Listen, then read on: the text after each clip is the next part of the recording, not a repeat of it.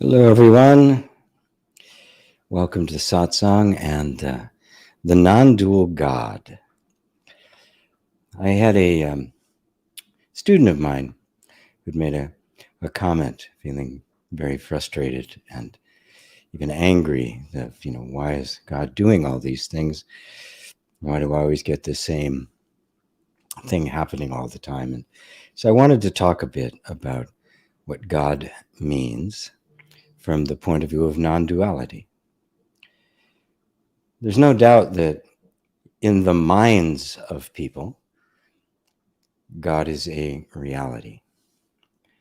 There's something mythological, something archetypal that has been within human beings forever, pondering this question of where lies the absolute being. Where do we set our touch point, our center point, our North Star, right? We live in a time where we have nothing but moral and cultural relativism. So whatever idea becomes dominant, that becomes the truth. And so we have, the official narrative, we have the unofficial narratives, we have the contradictory narratives, everyone arguing for the truth of their position. God is truth. Now, what you may believe truth to be is a completely different thing, but but the fact that we all need it and want it, we look for truth. And what does that mean? We look for that which is not changing. It's not going to fluctuate. It's not morally okay today and then morally reprehensible tomorrow. It is consistent. You can build a house there and it's not on sand. It's a solid foundation. It's a place to live a life. And we need to have a place to live a life. Human beings need a reference point. The mind needs a reference point. If you take away a reference point, it will make a new one. And what we see in the world now is nothing but a bunch of competing reference points, a bunch of stories competing to be the official one. And of course, those that are promoting a particular story have a vested interest in it, because in that story they of course are the top dogs, the head of the the alpha males, as it were. And so this deep search for objective absolute truth is as old as human beings are. We used to look for it in priests and priesthood and scriptures and holy books. Interestingly enough, that all happened after the culture began to emerge, where we had city-states and specialization and all that. Prior to that, the reference point was simply nature. Right? One was simply in harmony with their own nature. This is the Tao. I'm just flowing with the way life flows. This is life. This is how it is. And it was objective because we were subject to the environment in which we lived. The economy of the world, you might say, the currency of nature was what we just accepted. This is the way it is. And of course, it is. We've been trying to control it, deny it, put it down for millennia, and it really hasn't gotten us anywhere. Now, I'm not putting forth the idea that somehow we can all go back to the hunter-gatherer times. It's simply not going to happen. I mean, I don't want to give up indoor plumbing and video cameras and the internet, right? But we certainly can't do it the way we've been doing it, because the way we've been doing it has pushed us. Well, it has pushed us into insanity and really universal trauma, because we've lost anything we can trust in. And as that happens, the most despicable and lowly of the species kind of tend to emerge to grab power, which has been also the case for time immemorial. Where's the one place we haven't looked? The one place that human beings have not looked in order to find this absolute truth, this absolute objective reality. We've even looked to science, right? Science has this idea that there is some objective truth, even though over 100 years ago it was recognized that it's always from a point of view, and it really is impossible to take the observer out of the equation because of the nature of our perceptions. Yet we have been persisting in trying to get closer and closer to something that exists objectively, but we cannot get beyond the self-evident fact that what is being determined objectively is being determined by the subjective consciousness. It is always subject to our perception. And to its credit, science has always acknowledged that these perceptions, they are shifting, they can change. That which is accepted as an absolute fact at one time can be superseded, not necessarily negated, but superseded by a bigger, more comprehensive picture. So what is God? God is truth. Whatever it is that is absolute, that's God. That's really what we're seeking. I don't care what you call it. I don't care how you picture it. If you picture it personally or impersonally, like a scientist or a theologian, we are looking for an absolute truth, an unchanging truth. I find it very telling, and perhaps a clue that we are looking for an absolute truth. Now, our friends, the trees and critters and the like, they're not. They're just being. Right? We are. Something inside of us wants to know. To me, that's the most interesting phenomena of all. Not what we happen to discover, conclusions we might draw, or arguing about this or that, but this universal drive, this universal need to know truth. And what would be the ultimate truth to know? I mean, what's the point of this discovery? Right? Well, it'd be to know who I am. It would be to know yourself. What we're really looking for is the truth of ourselves. Now, from the point of view of Advaita Vedanta, the only place worth looking, right, is not out there. If I want to know me, I have to look where I am. I can't be looking out there and studying this and that and picking these things up and taking them apart. That's all well and good, right? But obviously, if I want to know something, I focus all my attention on that thing that I want to know. If I want to know what a butterfly is, I look at the butterfly. I study the butterfly. I look at the wings and the legs. I mean, there are people who study butterflies their entire life. So there's obviously a lot there that one. So anything you want to learn, anything you want to know, what do? You give it your attention. And yet, this is what we haven't done. We look everywhere trying to understand ourselves. We don't look at ourselves. We don't look at the most subtle but the most obvious phenomena, self-aware consciousness. We don't look. We look at the body. Right? So, I'm going to study the brain and all the little chemical impulses and stuff. And yet that which is studying the brain, which is looking at the brain, which is processing the information, which is experiencing the whole thing, that never gets scrutinized. The name for that is consciousness. And it's the big mystery. It's the big unknown. And yet, from the point of view of the non-dual, it's the closest, the most self-evident, that which is right here, because it's you. It's you that is having that experience.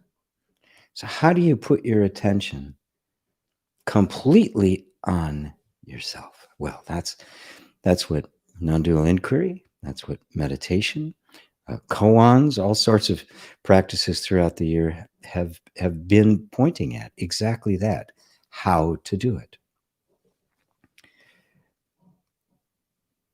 The most interesting thing about it is that because it is subjectivity itself, it is that which is looking and not that which is seen. It cannot be studied objectively. You can't put consciousness under a microscope and look at it because you're it. You can't put yourself under a microscope and look at you. The finger can't touch itself. Lips can't kiss themselves, right? So then how do you know yourself? Well, this is what self-inquiry is all about. It is, in the deepest sense, a negation of all knowledge and the way human beings have garnered knowledge, which has all been objective, and instead seeing everything through different eyes. To know myself, I must simply be experiencing the most direct and simple of all experiences, and that is my own being. What if that's all there was to it? That it wasn't something elaborate, it wasn't, complex. It was simply the fact I am. The fact, the truth I am. The very thing we've been seeking, the truth, that which is always there, which doesn't change. Look at your life. In every single moment, everything around you has been changing. It's doing it right now. But look closely at the actual experience that you had of having experience and the consciousness that was experiencing it. And look for yourself. Has that ever changed? I looked and I could find no evidence of a change. It was absolutely consistent.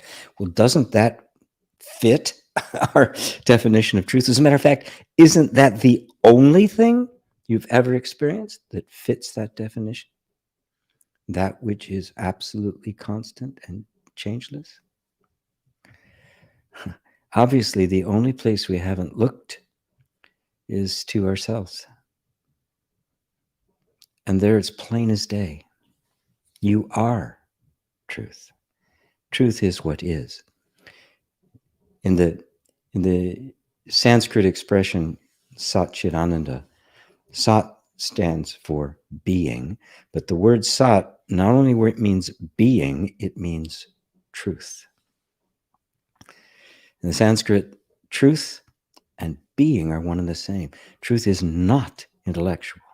It is not something known. It is the ultimate knower. It is being itself. Because what could be truer than that which is, or being? And so when I ask you, do you know that you are? And of course you're going to answer yes. You've touched it. You've touched that which humanity has been seeking ever since we became conscious enough to seek. Well, I'm going to leave it at that. Take a sip of my mate. Say hello to everyone. And welcome once again to Satsang, everybody. Sat Song. right? Sat, there's that word again. Being, communion with truth. So Teresa says, good evening, GP. Good evening, afternoon, GP, and everyone. I just wanted to jump in before the start of tonight's satsang to say a big thank you for your online satsangs and all those who participate. You're very welcome. I could have questions, however, they instantly dissolve as I know there are no hard and fast answers to life's dilemmas. Only one answer works, and that is love. My heart breaks regularly and discovers again and again love's portal. Thank you, GP, from my heart to yours. Thank you, Teresa. What a beautiful, beautiful thing to see. To me, it's the ultimate and the only standard, love. And it's really simple. Love will lead to harmony. The absence of love will lead to hate, division, conflict, war, and everything goes with it. It's obvious. Do the math, extrapolate. Love goes this way. Hate, indifference, lack of empathy, they go that way. And where are they going to head? Obviously, hate ends up completely self-destructive. It destroys everything. Destroys the world as we know it, which it's doing. Yeah. And look at love. Where is that going? So this isn't just a nice philosophical thing I made up. It's not just the pipe dream of an old hippie. I mean, look at it. It's self-evident. Love alone is capable of bringing peace to earth and harmony. Nothing else can. I think maybe it's time we try it. I think maybe we should start talking about love in politics and in business and in all of the functions of human life and in economics. We should not be talking about profit. We should be talking about love. Profit is meaningless, right? It's part of the other division and destruction. Let's talk about love. That should be the only currency. That should be what's measured on Wall Street. How much love did it deliver? How many people did it take care of? What important problem did it solve? It doesn't matter how much it made. Love is the answer. And this is not just a platitude. Look for yourself. There's no other conclusion you can draw. Thank you, Teresa. Hey, Rosario. In Madrid, Robbie in Romania, Roberto back in Madrid, my wanderer. Yeah, all right. Roberto, I've been reading about the metaverse lately, and this popped up in my mind. Could we be already living in a kind of metaverse, so to speak? Well, the answer is we absolutely are. It is self-created. It is all a projection of the mind. We want to speculate that this is, driven by some, extraterrestrials or, something, right? Or, we got put in here by the machines, like in Terminator, right?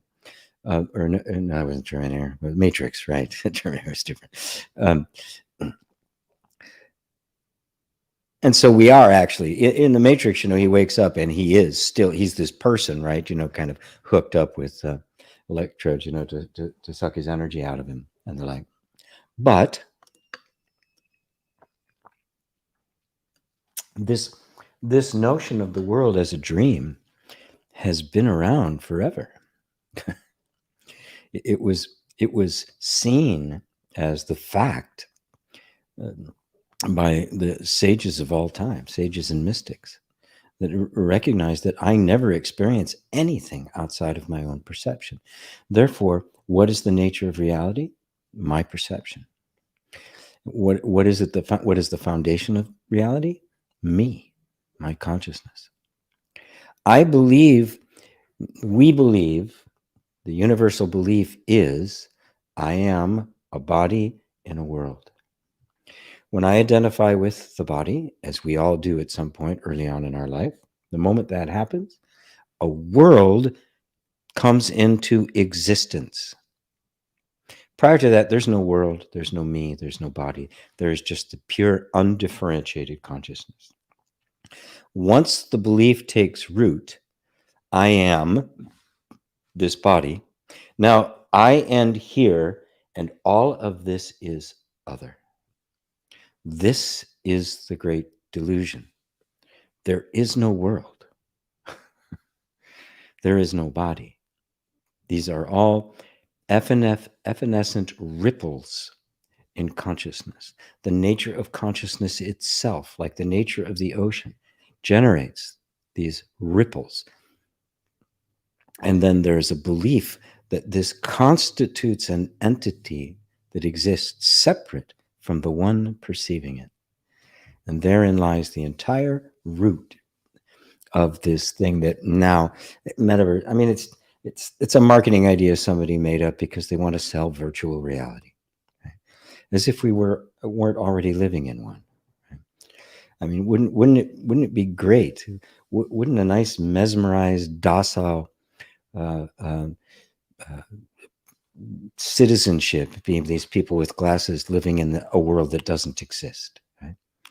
We're already living in a world that doesn't exist. It's constructed by the mind. There's only one way for freedom from this, and that is to wake up to who you are. That's why it's put in those terms of waking up. When you wake up in the morning from your dream, it wasn't real. But this is, no, it's not. And this is what the sages have been saying forever. It is not real. It is a totally subjective experience upon which we have projected objectivity. We believe that the thing that is a projection of our own minds exists independently of the mind, and then we fear it, we worship it, we bow down to it, we try to placate it, we try to manipulate it, and it is completely a construct of your mind. Look at your life. You walk through your own mind. You don't experience anything as it is. You experience it as you believe it to be. And you believe it to be according to the model. The ultimate model is what you believe yourself to be. The moment you have an idea of what I am, that is the reference point that defines everything else. This is the actual truth distorted. It's in its negative appearance. You are seeing what you believe. And even if you can't grasp the idea that it doesn't exist out there at all, it is completely within consciousness, you can at least grasp the idea that maybe there is something there, but I am not seeing it as it is. I am seeing it as I perceive it, and I experience it through perception. Let's say you have a friend, 3 friends, right? And one of the friends gets angry with the other friend about something, and then starts telling you all sorts of nasty things about this other friend. Oh, they did this terrible. I was so surprised. Or it was,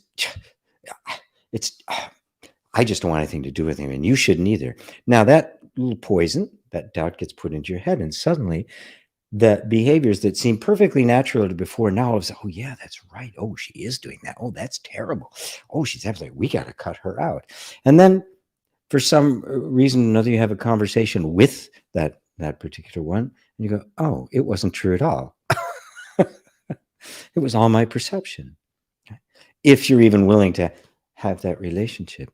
I think I've told this story before that, you all probably heard the story of my mother and her mental illness, and she was certified nuts, and just completely locked into her own world, and whatever she believed about the world was true. Well, in an effort to keep control over me and keep me away from my father, she had convinced from the time I was a little boy, she was telling me he was an alcoholic, he was violent, I had to watch out, he was going to hurt me.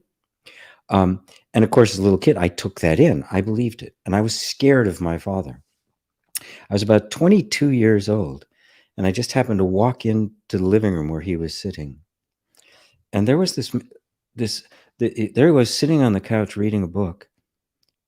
And I was like, none of this was true. This incredibly gentle, normal guy sitting there. And then I realized he'd never touched me. He'd never raised his voice to me. My mother had. She'd hit me. He never had. My God, it's a lie. The whole thing is a lie. Now, it completely influenced me for almost my whole life. Unfortunately, he died shortly thereafter, and I never really got to know him, right? But he wanted to go. He was really done. I didn't blame him. But you can see, I lived according to I lived in a world that did not exist. This is what we do. It is this blatant and in our faces, but we do not see it. We believe that the truth is something we're going to discover. We're going to discover the truth about that tree.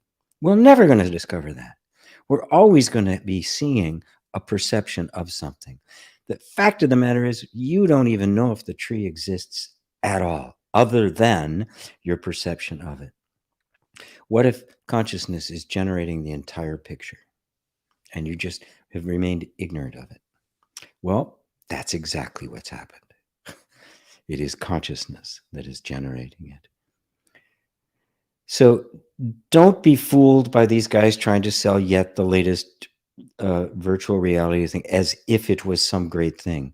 It's more of the same. It has nothing to do with love. It has nothing to do with liberating you. It has everything to do with enslaving you.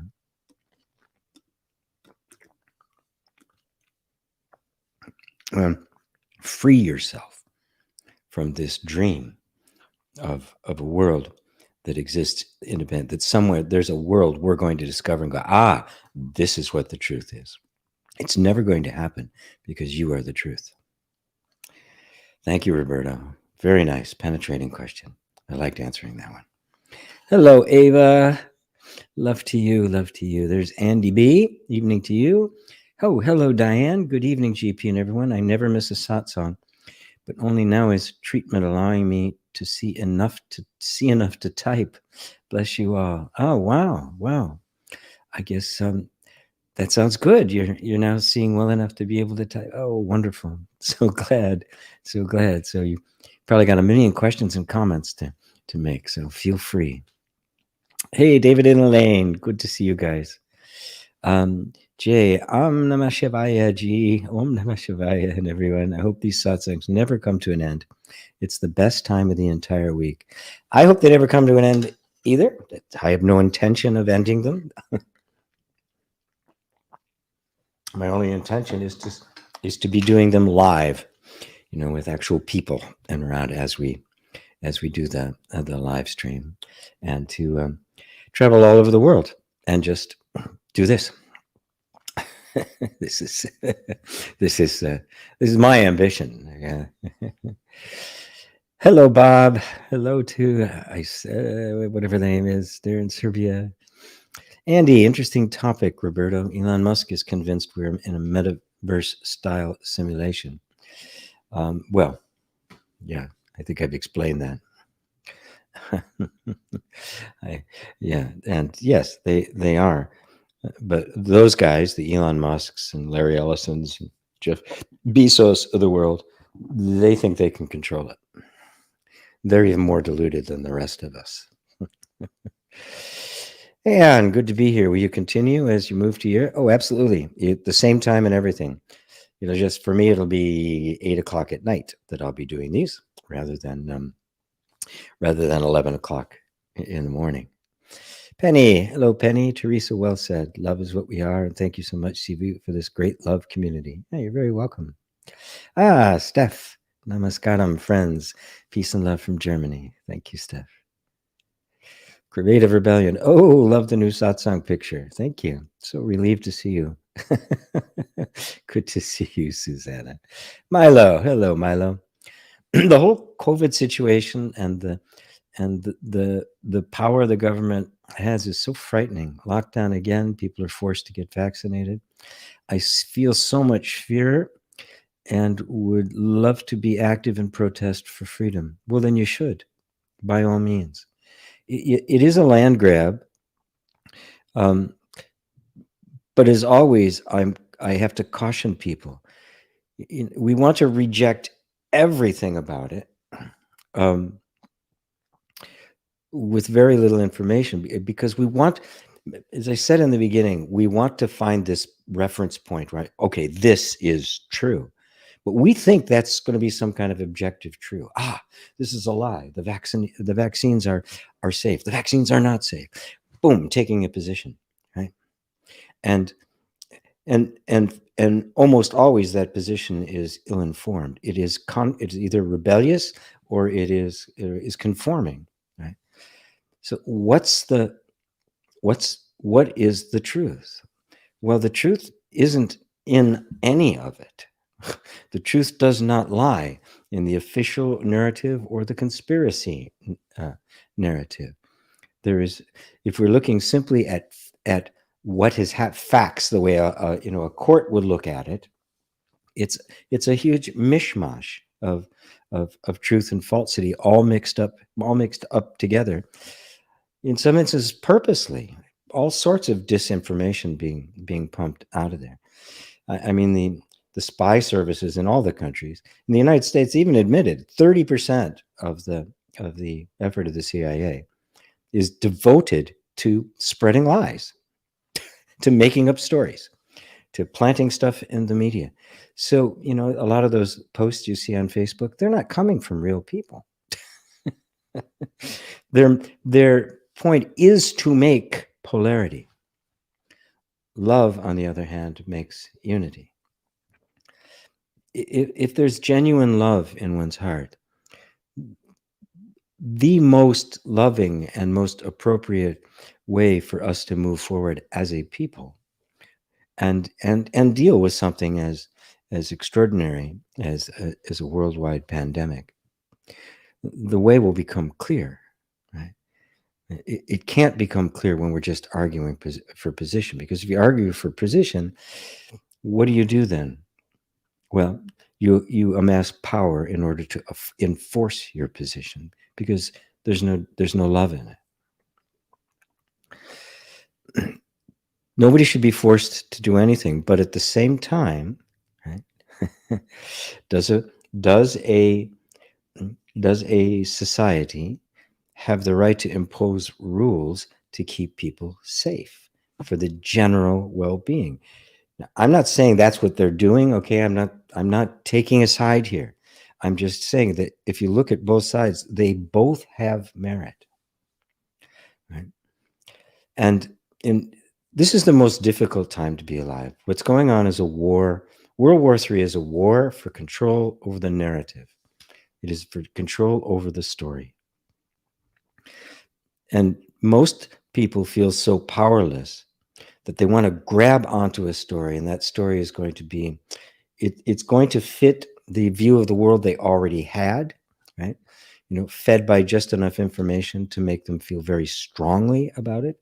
And in that feeling, there's a sense of being safe. Now, there's no truth in it, right? Because there's no love in it. Right? I highly recommend that people be willing to not take sides and simply follow what's the most loving thing to do. Right? The most loving, not you're wrong, you're horrible, you're evil, right? Even if they are, right? But to not take that position. Instead, what's the most loving thing to do? And then somebody, well, the most loving thing, and they'll argue for their position. Well, maybe it is, maybe it isn't. This is a difficult thing to do because the human mind wants certainty, but it seeks certainty outside of itself. And that's why it is so easily manipulated and controlled. You can't find certainty out there. There isn't any. There's no such thing as a truth thought. There's no such thing as an objective reality or knowledge. We need, what I'm promoting is a completely different way of being in the world than we have tried so far. And all I can say is try it. You will at least feel peaceful about it. Right? There's one of the most difficult things in true spirituality is being willing to accept things the way they are, even knowing that you don't know the way they are. What's the problem? The world is it's stupid, it's brutal, it's cruel, it's selfish, it's unequal. Yeah. What if this is the way it needs to be? What? Joseph Campbell visited the guru, the enlightened master, Atmananda. And he asked him exactly that question. What do you do? You know, you're supposed to just accept everything, and you know, this is the way it's supposed to be. This is the divine unfoldment, the divine play. He says, how do you accept that with the brutality, the stupidity, everything that's going on? Atmananda's response was, for you and me, we must say yes to it. As it turns out, after Joseph had his audience with him and he left, his student mentioned to him that was Atmananda's first question to his guru when he went to him for the very first time. How do we say yes to it? In order to say yes to this requires the most incredible amount of pure humility and admission that I don't have a clue. And any position I take will of necessity be wrong. So I just say yes to it. And I keep my heart open because I know that there's a better way. I know that love is the answer, but I do not see the way in which that can be universally implemented. And so I just say yes to it. Whatever comes, I say yes to it, even if it means a complete restriction of your freedom, even if it means your own death, you say yes to it. Ultimately, we have to say yes to death anyway, right? And somehow we have to be forced into finding the freedom that is within us, that it can never be given to you from the outside. And this is the only true power. And if you're moved to protest, by all means do. I am. I have. But once again, you know, I say yes, it doesn't mean I'm just passive. It means I'm actively participating in the game. This is the meaning of the bodhisattva. They're not just kind of sitting up in a mountain somewhere chanting Om. They've done that. They've come to the realization, and they consciously and purposefully enter into life completely. They play the game in the best you can, knowing full well that it's all an illusion and your destiny lies elsewhere. Hard thing for a lot of people to hear, but there it is. I notice some people dropping off or listening. They don't want to hear it. So, oh well.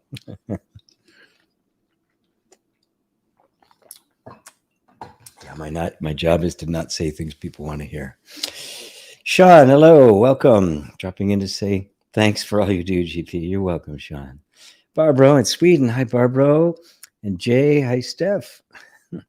Oh, thank you for reading the book. Hi, Suzanne. Hi, G.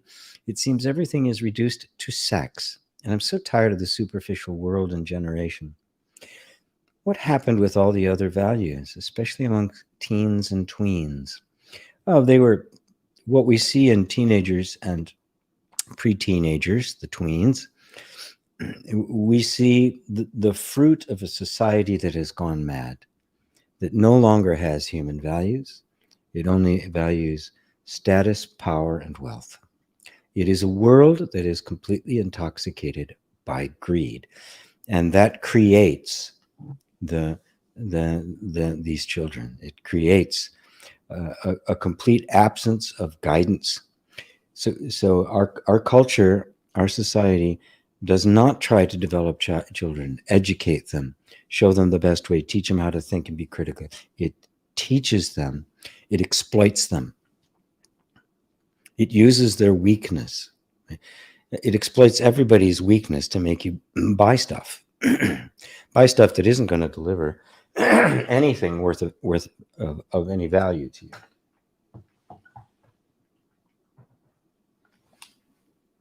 This is the fundamental evil of our society. The fundamental evil of the whole neoliberal value system that puts competition and struggle and greed and makes that the highest values of humanity. It's insane. And you can see the effect that it has on their kids. Right? Teenagers are trying to find a functioning sense of identity that's going to work and give them a successful life. It's going to allow them to make a living, to contribute, to be part of a community, to have a family. All of the stuff that matters to human beings need a functioning sense of self in order for that to happen.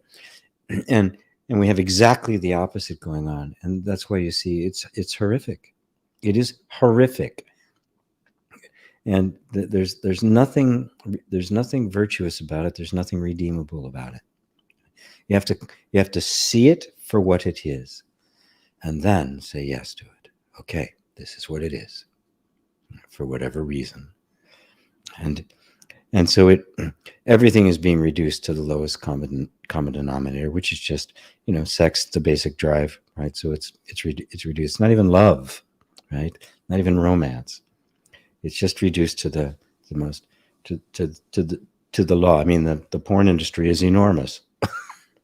It's just reduced to, there's nothing there anymore. There's nothing human there. It's not even animal.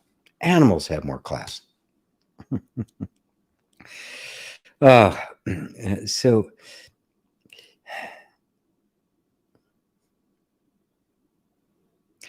we can be,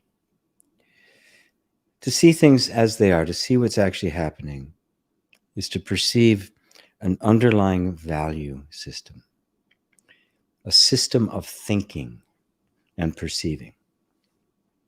This is why we can't just find the bad guys and wipe them out, right? Because it isn't a guy.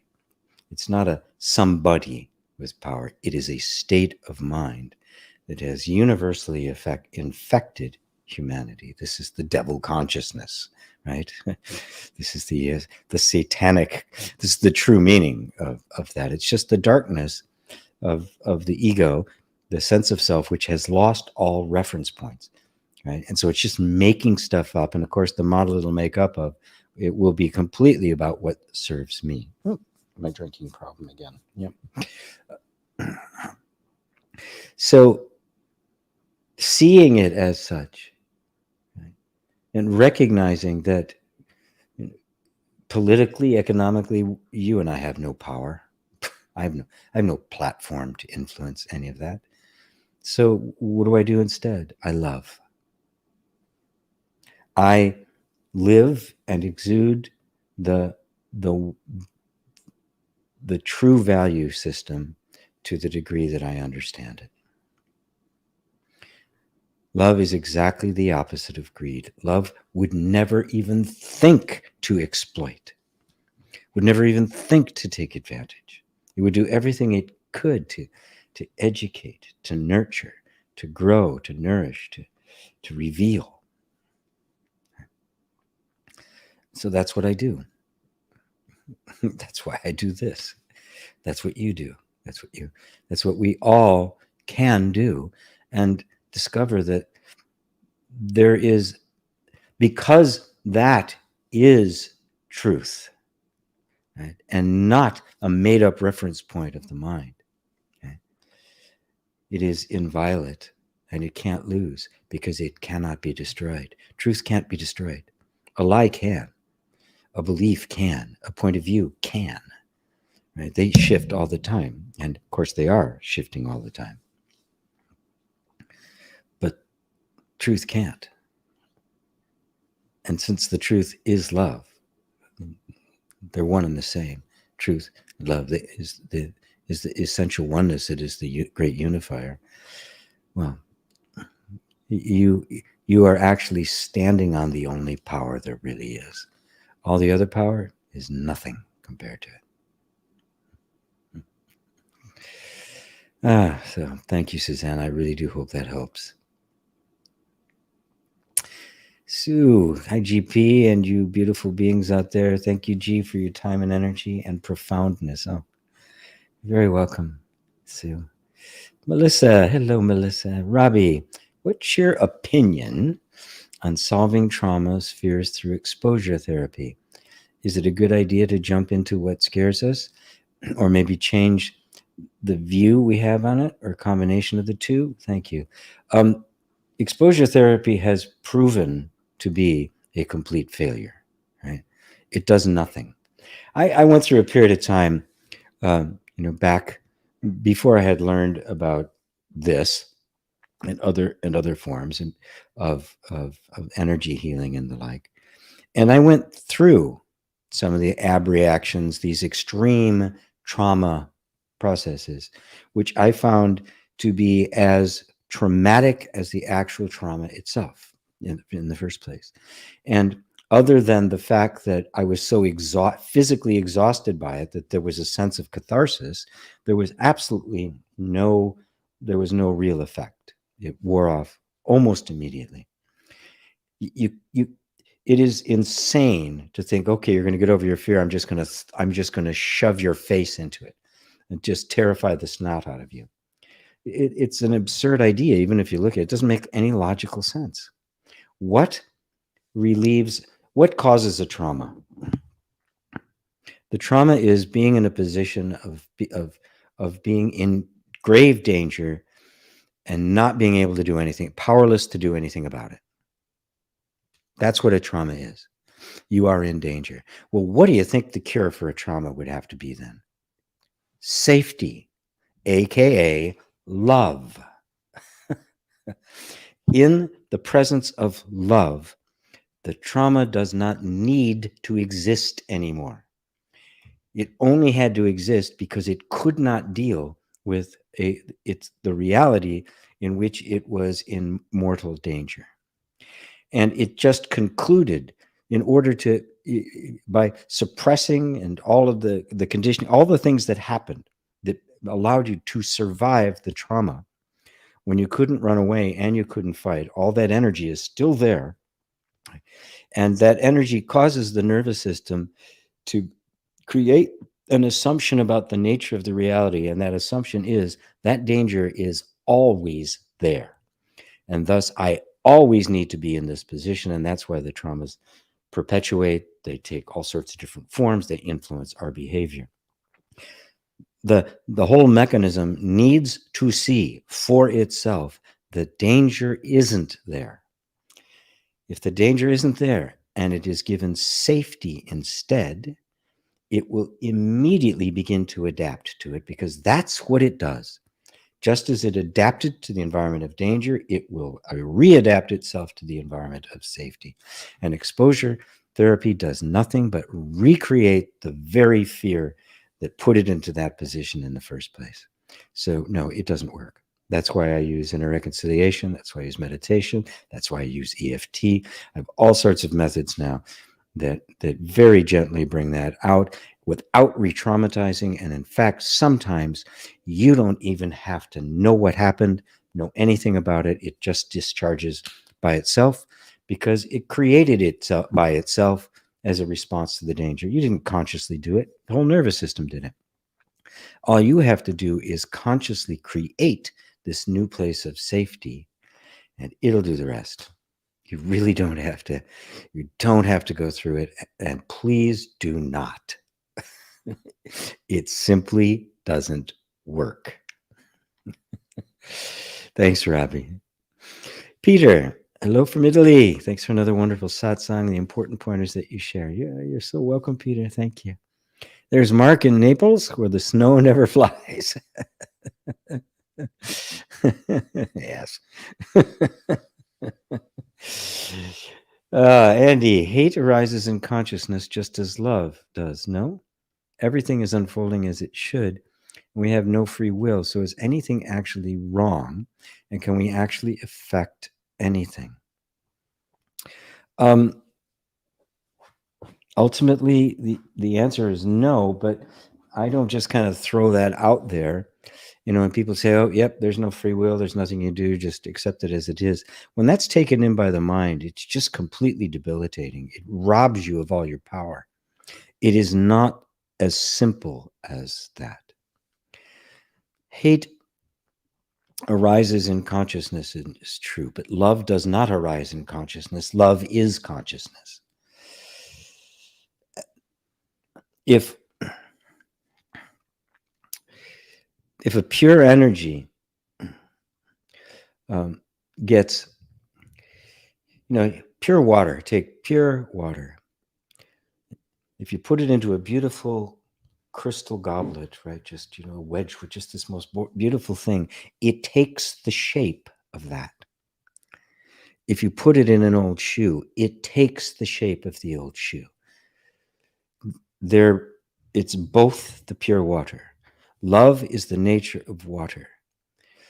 But love, the dynamic aspect of consciousness, would be what we would call love in action, right? When love is constricted, it cannot come out in its natural shape. It comes out in its negation. It comes out exactly the opposite. The infinite abundance shows up as lack and a feeling of limitation. Infinite love shows up as hate, indifference, pushing things away, aversion, or attachment, strong attachment. This is all what arises. What is arising is always love. That is always the essence of it. But what shape it takes, what form, what expression it takes, is completely dependent upon the environment in which it arises, which is why I spend all my time showing people how to create the inner environment of love, and that allows your true nature to be able to appear as it actually is in its native form. And then the manifestation is more and more and more like the original, rather than a distortion of it. This is a hard thing for most people to grasp. But it is the environment that shapes the energy. The energy is pure, and it can become anything. What it becomes is completely dependent upon the environment in which it emerges. This is why I say, you do not need to concern yourself with the actual events that took place in the past, your traumas, any of that. All you have to do is create an inner space of safety. That's all you have to do. It's the environment, because it was the environment in the past that created traumas.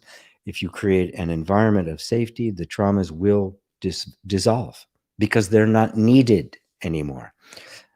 They're still there because, as far as the nervous system is concerned, they need to be there.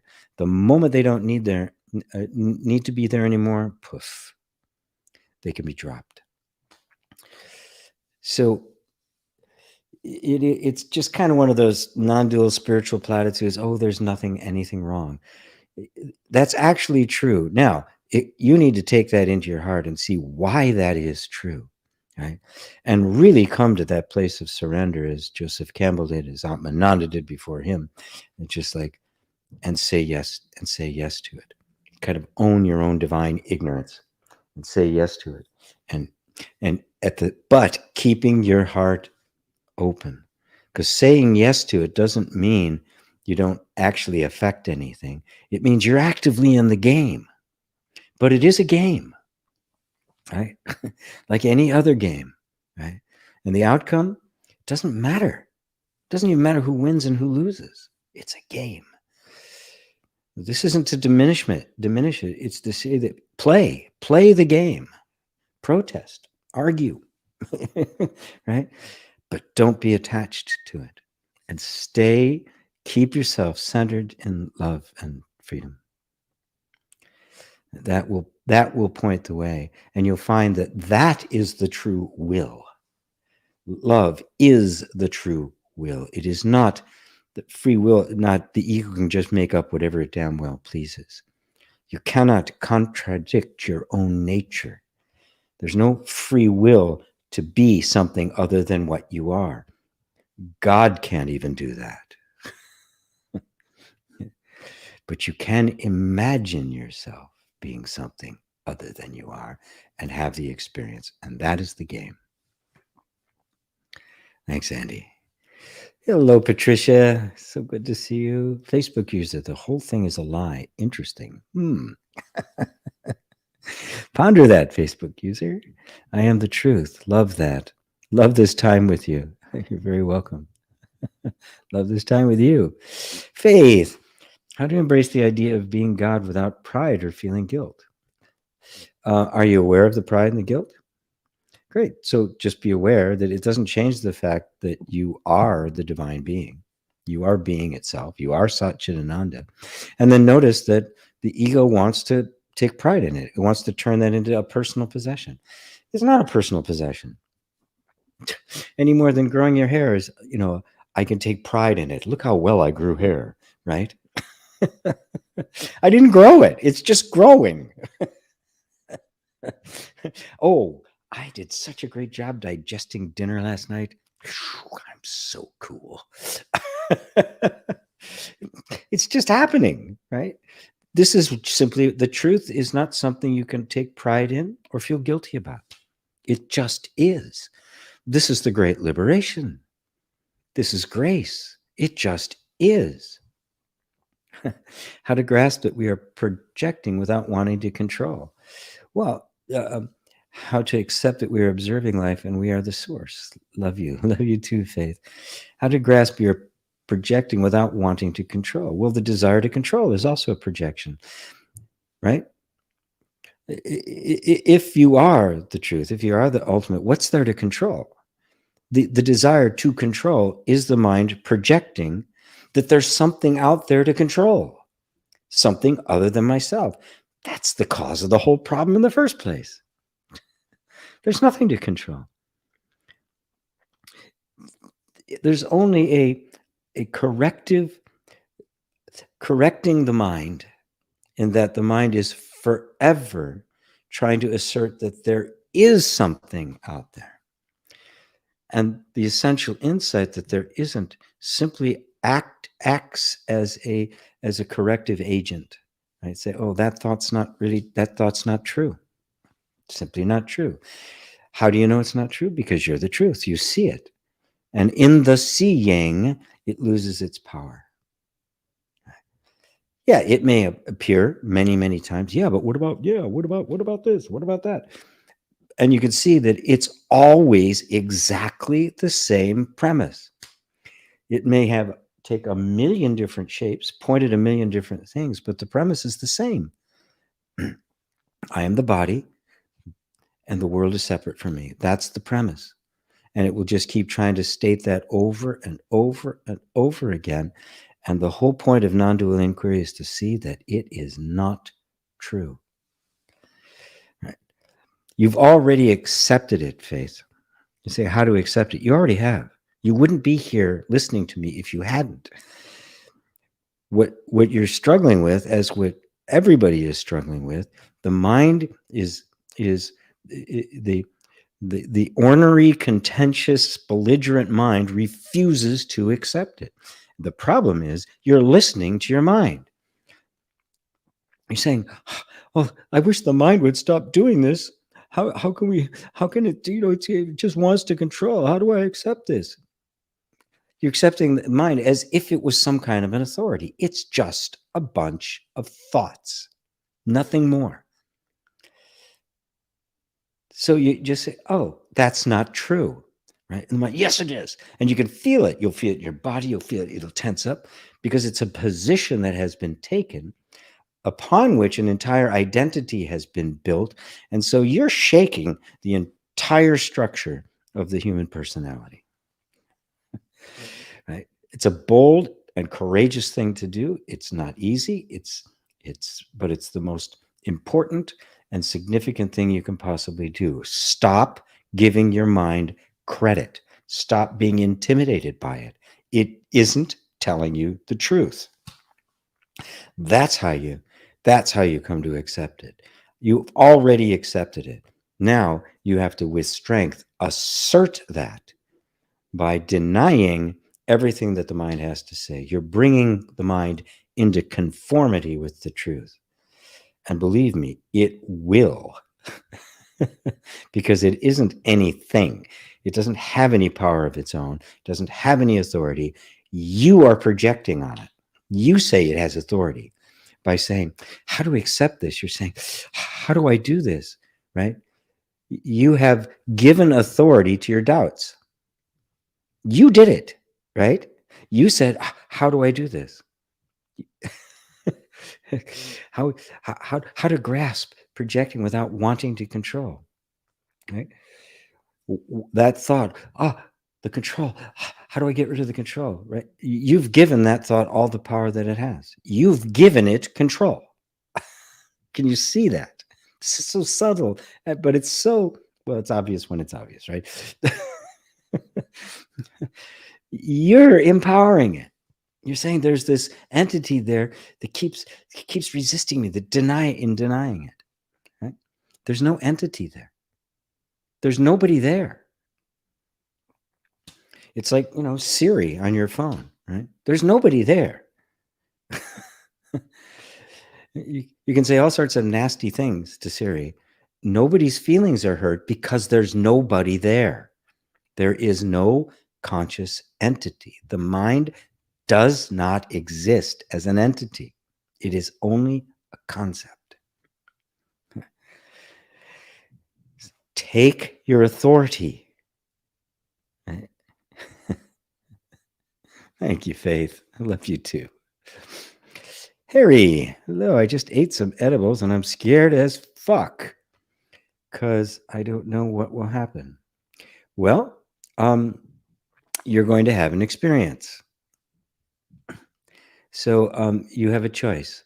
You can either just experience it as it is and even enjoy it, or you can listen to the mind saying, what's going to happen, right? Well, you don't know what's going to happen, and the mind will project all sorts of things on it. Just stay here. Stay as the observer of it, right? And just be present with it. And just watch what happens, right? Yes, the mind will be doing stuff, right? That's the nature of it. That's the nature of cannabis. Turn it into a ritual, right? As long as you're doing it, turn it into a ceremony. Make it sacred, right? Light a candle, sit with it, be present to it. But the whole mission is be present, right? And whatever comes up, watch it. Just watch. That's all. Just watch. And you'll begin to see how the mind gets pulled into this story, pulled into these ideas of fear, or sometimes even grandiosity. You'll just watch how it works. And if you begin to see how the mind works, how it always is reacting, commenting, setting up relationships with everything, you will become powerful. You'll see how it all actually works. And then you'll be free of it. You won't need to eat any more edibles. World is a media hypnosis now. Wow, so much true knowledge. Thanks. You're very welcome. Media, yes. But the true hypnosis is not in the media. The true hypnosis is driving it. And we're all under that spell. Wake up. Annette, hello. How can we take care of our inner child? And how can we find out what it needs? Listen to it. People ask that question as if the mind is going to figure out how to deal with the child. Why don't you ask the child? I've had a lot of private sessions with people who've had extremely horrific events happen to them as children. I mean, stuff that would curl your hair. And I don't always do the inner child work kind of thing. it's one of the tools in the toolbox that I pull out, because again, it's all about creating the environment first. But I have several times, and just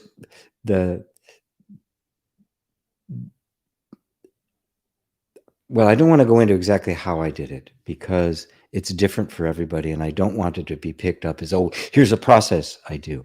It depends on what's happening in the moment. But start with the feeling. If there's a feeling of being vulnerable, of being afraid, that is the inner child, right? That is that part of us that is afraid, that wasn't safe, that didn't feel safe, right? So it's a feeling, right? It's not an entity in there. It is a feeling that has been, you've been distanced from. It's become disowned in some way. Start simply with the feeling of whatever happens to be presenting itself in that moment, and then you just be with it. Let yourself feel with it. You can tap on it. You don't even need to know what to say. Just tap the body a bit, which simply communicates safety to the nervous system through touch. And just being present with a distressing feeling and shifting the environment in which the feeling is appearing through tapping, which creates a sense of safety, is enough to trigger an adaptation in the nervous system, which will then begin to sense the safety and want to move towards it. Right? Then in some instances, that's enough. In other instances, I may have them picture that little child, right? Or an actual event from the past may come to mind. In the case of recently, that's exactly what happened. And so we just went there together to this place where the event took place and began to redefine it, create that space there, take them out of the danger. Now, you have to recognize that this is happening through kind of a creative imagery, but what's really happening underneath is that the energy is begin to solidify into a place of safety, and therefore is allowing itself to drop the story, the trauma, all of the energy around self-protection, because it is sensing now that the environment has changed, and you can literally change the past doing that. And so then you just ask it, what do you need? What do you want? Right? And it'll tell you, I want to get out of here. Okay, where would you like to go? I want to go to the beach. All right. So the magic of visualization, we're at the beach. Now what? And little by little, you see it start to play, the happiness. And then and in that moment, what's happening is that that energy, right, is beginning to integrate into you. Remember that the inner child is not an entity. It is simply an energetic pattern that got stuck in a particular place in time. So that's the approach I take towards it. It is not analytical. It's not the head. Oh, I'm going to go and find out what my inner child means. That's the mind making stuff up as if it knew, right? You know, if you want to find out the truth about something, you ask the something, right? Not tell the something what the truth is, right? If you want to know what's happening inside of you, you ask inside of you. You want to know where a feeling came from? You ask the feeling. It knows. You don't. And you can think about it all day and study all sorts of things and still not know where it came from. But to just ask it, there it is, right? If you have created an environment of safety, you can ask these questions and you will get answers. And you will find very quickly healing taking place. Thank you, Annette. I really hope that helps. Jay, would you say Gandhi recognized the truth of himself? Because certain things I read about him make me wonder. There are others. It was not complete. No, he himself said that it was not complete, right? And he had this sense of his personal mission as a person, but he continued his sadhana. I do believe he met. Was it Atmananda? No, I think it was Ramana. He met with Ramana. And so no, he admitted that he hadn't, and he was still had some of the old habits, some of the old, kind of Hindu disciplines of, celibacy, giving up sex, and things like that. So he was still, he had not yet reached the whole place, but he had certainly awoken in his heart to love and to courage. Yeah, it's not a dismissal of that. He just he did not have the full realization as of yet. So, and that's by his own admission. Yeah. Let's see. Steph says, "You're welcome to Jay." Hello, Kimberly. So good to see you. Robbie, in my small knowledge in the field, you are the first person I heard saying exposure therapy doesn't work, and explain logically why so. Alternatively, I'm happy I discovered IREFT from you, inner reconciliation energy techniques.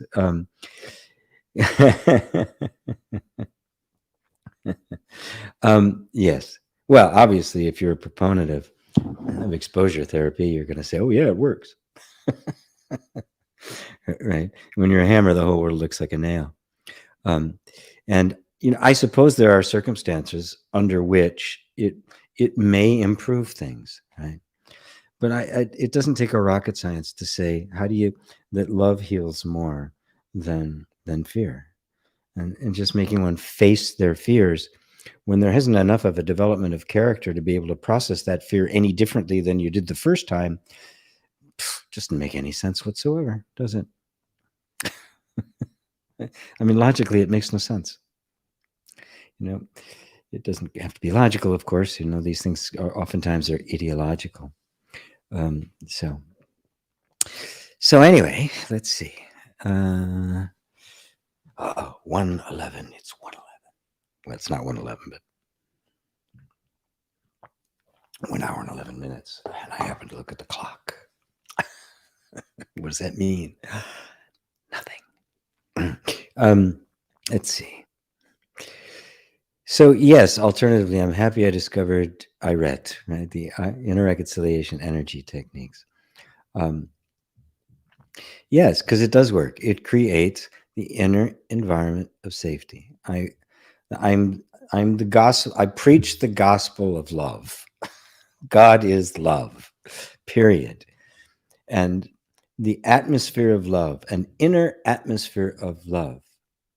What does the nervous system need to defend itself against? Is there anything in love that you need to defend yourself against? True love, completely open-hearted, accepting love, right? Unconditional love. Right?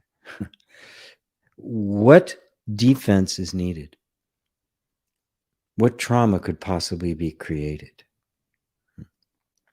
This to me is like so self-evident that I cannot believe that I'm the only one that got it.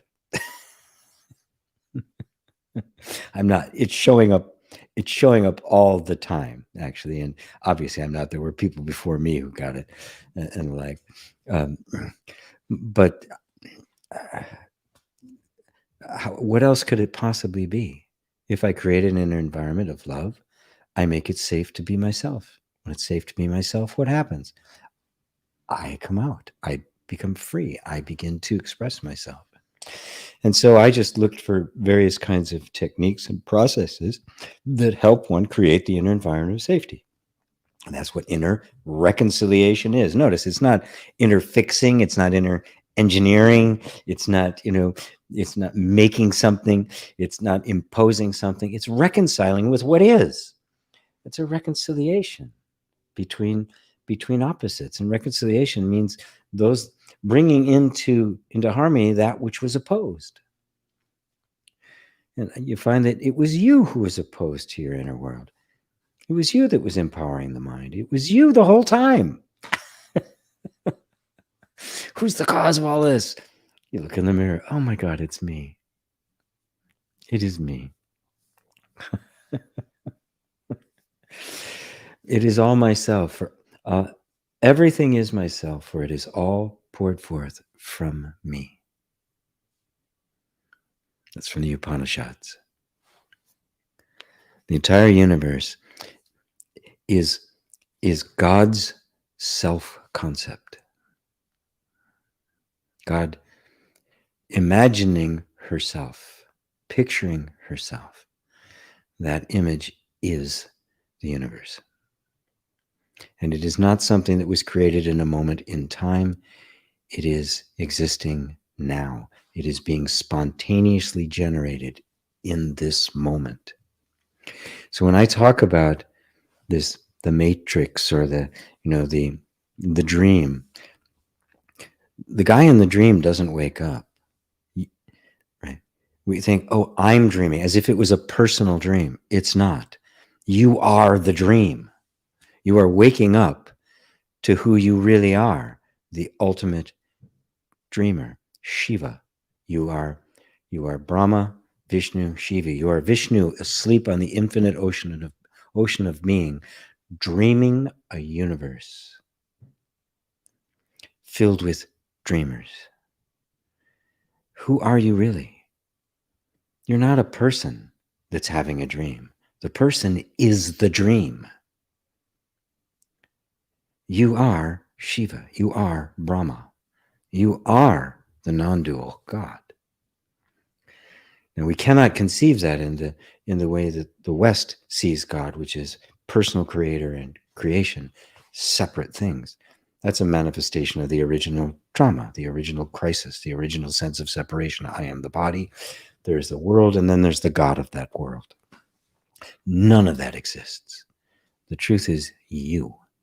You are the non-dual truth. And that non-dual truth is what is called Brahma, which is the creator of the universe. It is also Shiva, the destroyer of the universe. Just as the scenes in a movie, one frame appears on the screen and then is gone, one right after another. Constantly the story being substantiated, the story being projected, the story being it is the screen of being. It is Shiva's screen of being, also known as Shakti. The dreamer doesn't wake up. You wake up from the dream. And who are you? You are Shiva. You are the Shiva being. You are the divine being. You are God. You are Brahman. You are Buddha. That's who's asleep.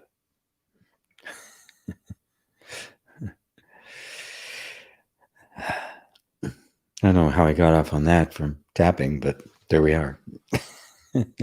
Andy B. Thanks, GP. It's a brilliant game. Kimberly, I've been missing your teaching, and here you are, big, heavy smiles. Good. Good. Such a beautiful landscape behind you. It is. And this is my last day here. I'm moving out tomorrow. And before heading off to, well, first a week, I'll be spending a week with my son and my granddaughter.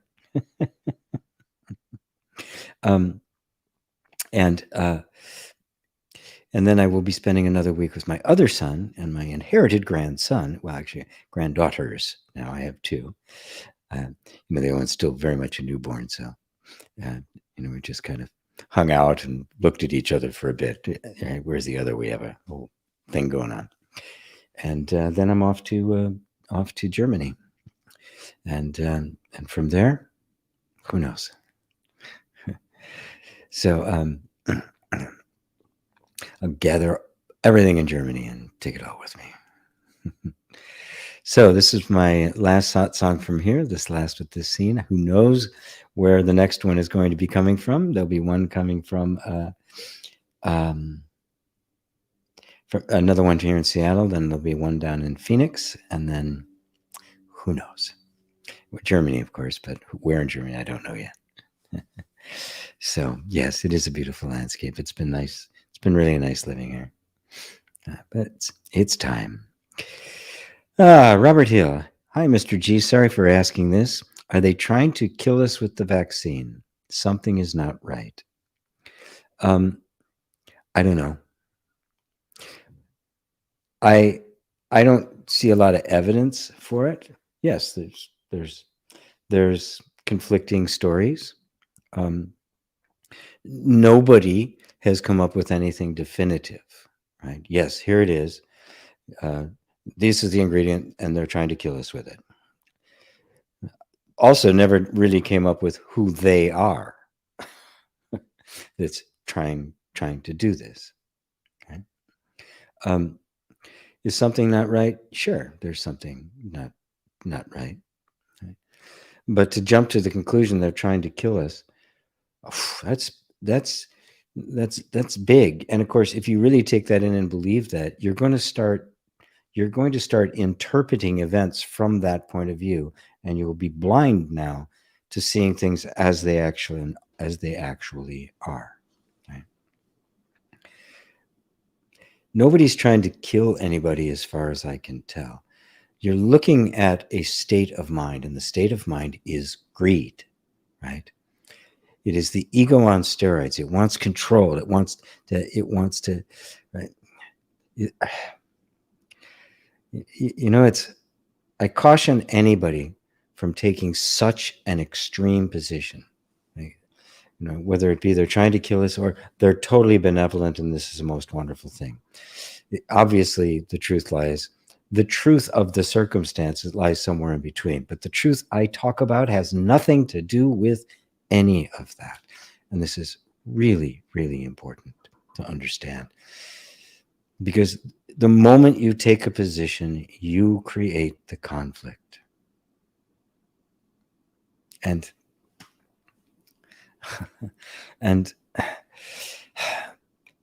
you empower it. Right? We want to become free of conflict, not enhance it. Right?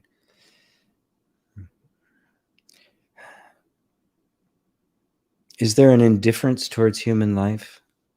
Yes. Greed has no interest in human life. Right? I recently read this fellow talking about he'd had the experience of being, public universities and that sort of thing, and the recruiters would come, to try to get people into the military and the like. And then he had an opportunity later to attend some of the private schools, and he found that they didn't do that there. And he concluded something very insightful, that the people who start the wars are not the ones who fight them. Okay? And so when we look at things like the vaccine, it's like, well, what about the mass surveillance? What about the economic inequality? What about the threat to all life on the planet? Right? When I look at something like the vaccine and the amount of controversy around it, if I was somebody who wanted to keep attention off of the real problems, this is where I would make a controversy. I would invent somebody like Q, right? Right, dripping out these little bits of information as if they were true. I would do that. I mean, it would be a brilliant way to hide what's really going on, which is being robbed blind. Right? It's all over the place, but we focus on these small things, right? What if the whole focus is itself being manipulated? Look deeply into these things. Don't grab on to these things because there's a lot of emotion in it right now, and there's memes all over the place. Don't trust any of it. Right? It's all being manipulated, and if it isn't being directly manipulated, it's somebody who's got their particular point of view that they're now convinced is right, and they're trying to assert it everywhere. We have to be wiser than serpents and harmless as doves. Right. So I will say that. Jay says, you're physically far away now, but it seems you're going to be further away. Well, the background will be different, but I'll be sitting here just like I am right now. The beauty of the internet, the wonder of this world that we live in. Beautiful, beautiful. Oh, hi, G. Makes so much sense to acknowledge that the person is a dream. Great explanation. Thank you. You're very welcome, Bo. Very welcome. Yes.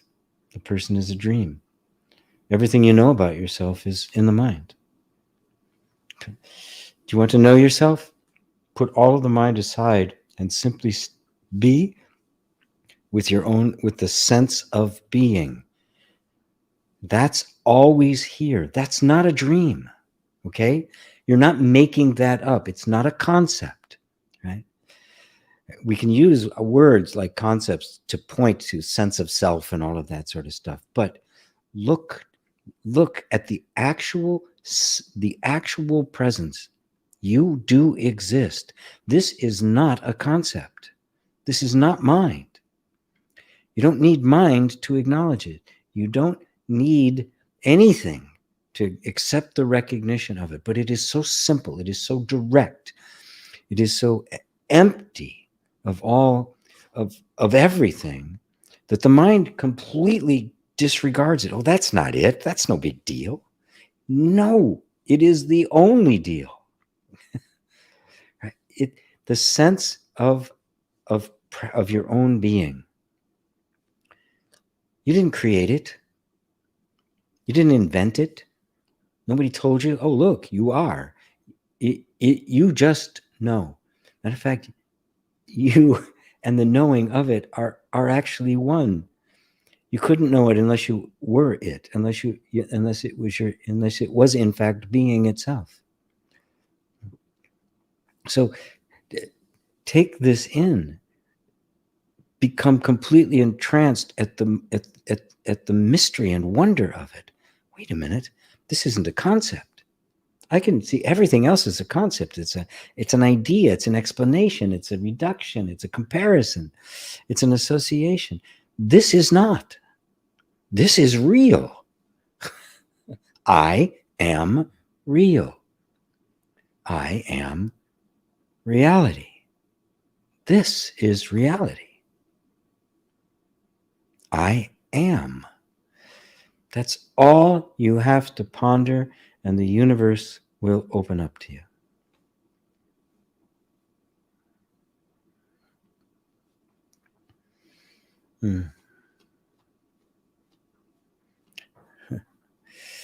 Welcome to Come to Sweden. Thank you, Barbara.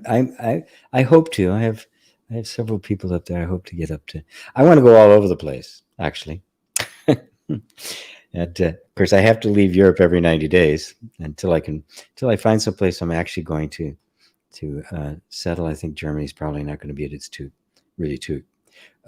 restrictive getting residency, whereas places like Spain and Portugal right now are very open to giving residency, so that I wouldn't have to be coming and going every 90 days, which I will have to for a while. Let's see, Robert, thanks a lot, G. Thanks a lot. You're very welcome.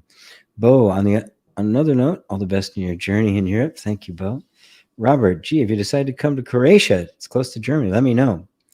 We'll make your stay easier. Thank you.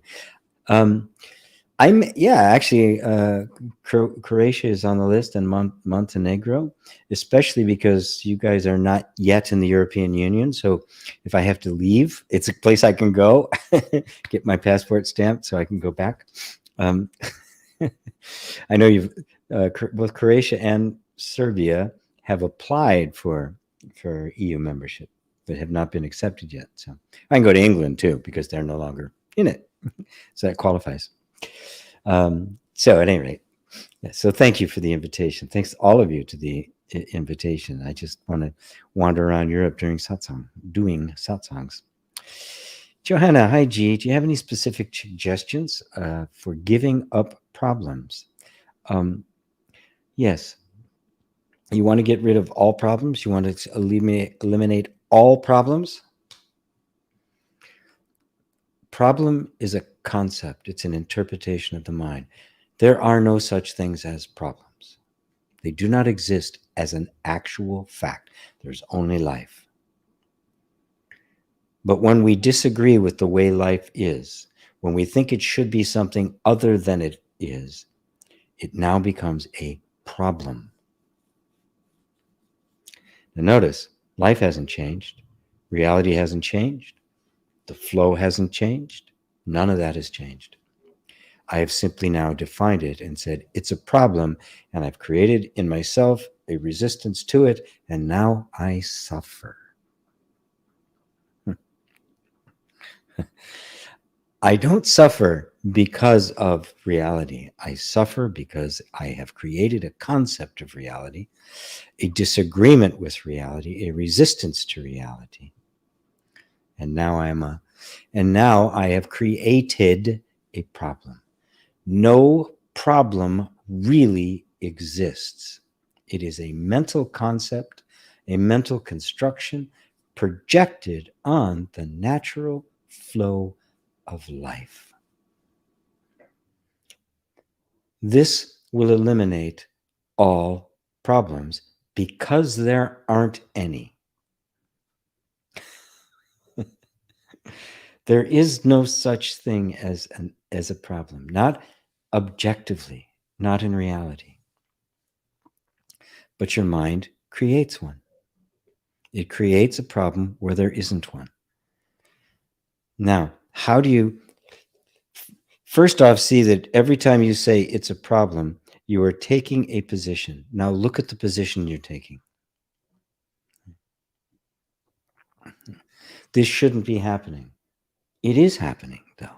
Right? Instead of this shouldn't be happening, it should be different. Just say, this is happening. There's also a feeling of wanting it to be different, but it isn't. Look, I'm just look at what is actually here, right? Right? And yeah, the preferences will be there. I wish this way, instead of that. But just notice that too is just kind of a phenomenon of life, and that's not a problem, right? But when I attach to it, it should be this way. Where's the actual problem? Right? Is life saying I shouldn't be this way? Or is life just being life?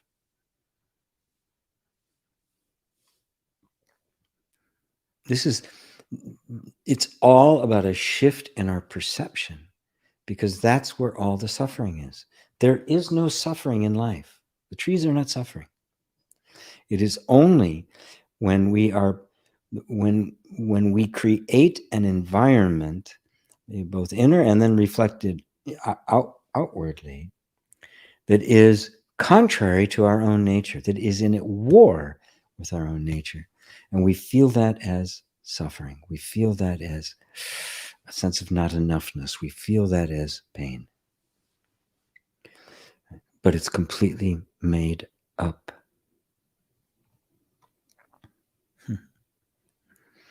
And you'll also notice that the nature of mind, the way mind has been trained, the nature of the way we conceptualize is to solve problems. We love to solve problems. Oh, I fixed it. Yeah, it was a problem. Now I solved it. Right? We create the problem, and then we pat ourselves on the back if we solve the problem. Right? And there is very much an attachment to the identification of being the problem solver, the caretaker, the one who finds the way, the self-made man or woman. There's a great deal of attachment to that, which means if I'm really attached to that identity, I want problems.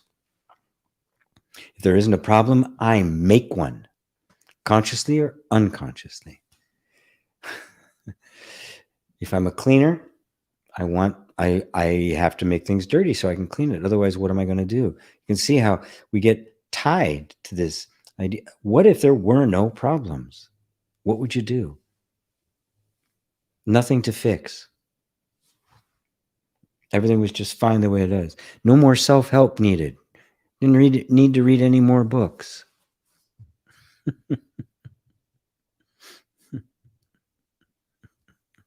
What would you do with all the time? Money. Nothing left to be fixed because there was nothing broken in the first place. That's how you put an end to problems. You see them for what they really are. David and Elaine, love and positive thoughts for your move to Europe. We hope the transition goes happily and smoothly. I do too. Thank you, guys. Hey, GP and everybody. There's Hendrik, Robert Hill. Oh, Croatia is in the EU. Oh, okay. But Serbia and Montenegro are not. Yeah. You need to see these countries. You're in for treats. I do need to see. I do need to see it. Ava G, have a smooth journey. Thank you, Melissa. So no preference is acceptance of all. This is important and it's very subtle because preference are a natural phenomenon. Of course, I prefer, this color shirt to some other color shirt. I prefer, water to vodka. I prefer my mate to, something else. Right? You can't help that. It's just part of human nature, part of the individual being. It's part of just being human, right? But when we're so identified with those preferences that we say the world should be like that, right? It shouldn't be contrary to that. Now you've created a problem. Now you're no longer an accept. Yes, I accept the fact that there are preferences. I also accept the fact that I may never ever get those preferences, right? Which is also a fact, right? So I'm just now accepting life as it is. I'm accepting life on its own terms, not on mine. I'm not trying to force it to be what I want.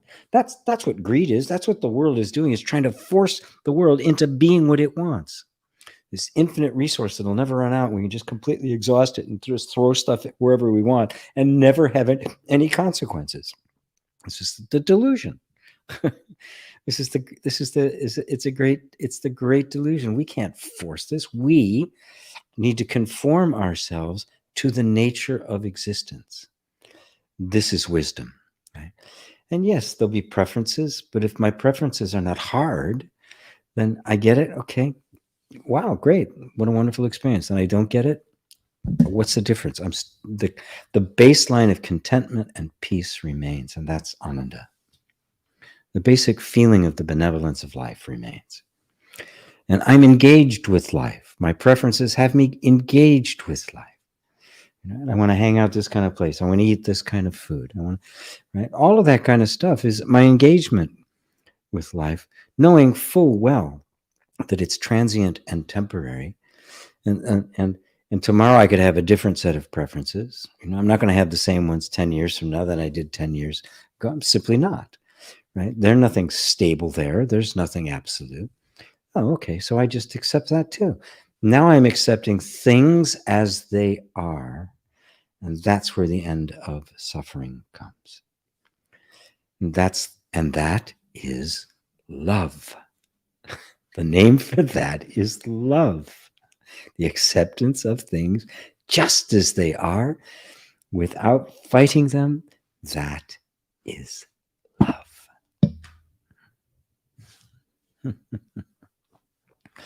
Ava, yes, I'm not a person having a dream.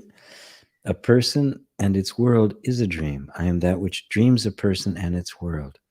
Thank you for that profound statement today. You're welcome, Ava. Yes. We see awakening as if it's some personal thing that's going to happen, right?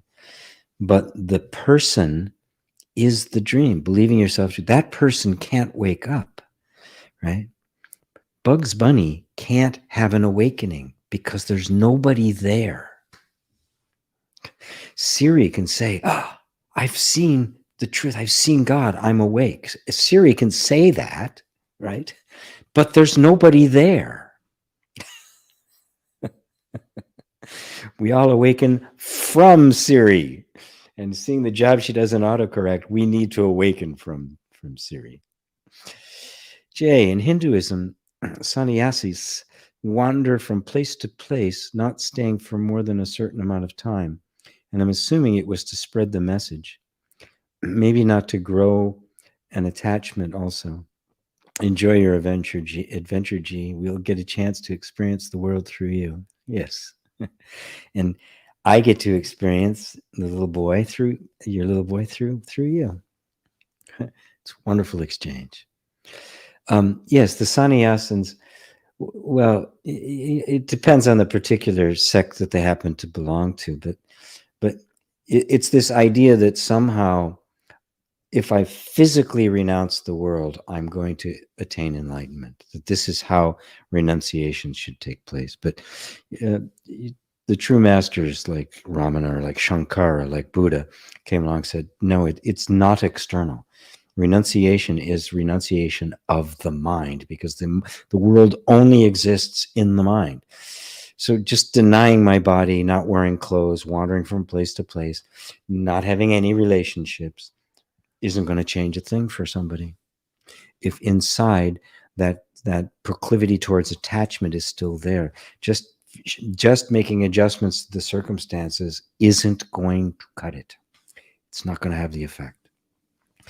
This is what the Buddha saw so clearly, because he did that, right? He lived that completely ascetic life and determined that it was not the way. And my God, I wish I had known the story about the Buddha long before, because I put myself through the same kind of rigors, the same kind of self-denials, right? Accepting circumstances in the life as, oh, this is my sadhana, I'll go without everything.